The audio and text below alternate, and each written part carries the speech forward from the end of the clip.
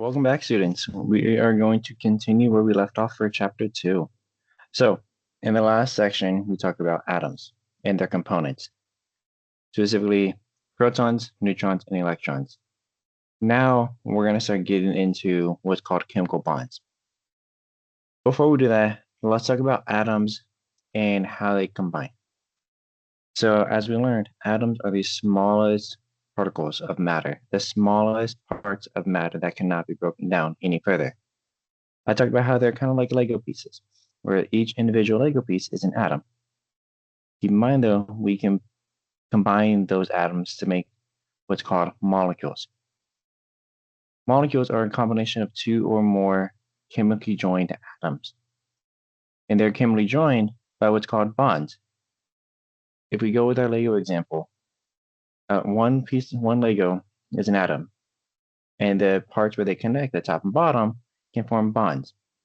When you put two Legos together, they now become a molecule. And you can keep stacking Legos over and over to build more bigger and more sophisticated projects. So atoms are the same way. You can get them to bond and build more bigger and bigger molecules. Now, before we get into the big molecules called macromolecules, which we'll see in the next section, let's talk about the different types of bonds. We're going to focus on three types: ionic and covalent, which are bonds within the molecule. These are the ones that hold the molecules together. And we're going to talk about hydrogen bonds. Hydrogen bonds are unique. Hydrogen bonds are not within, but in between the atoms. And we're going to talk about that as well. These are the three bonds I do want y'all to know for this week.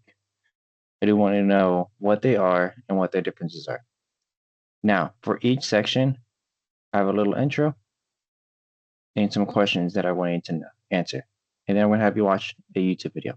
These videos are very good at explaining the different types of bonds and kind of giving you some examples with visual examples. For ionic and covalent bonds, as you watch this video, make sure you can define each type of bond and tell me what is happening with the electrons in each type of bond. For hydrogen bonds, again, there's a video that I'm going to have you watch. For this, I want you to tell me, what is a hydrogen bond?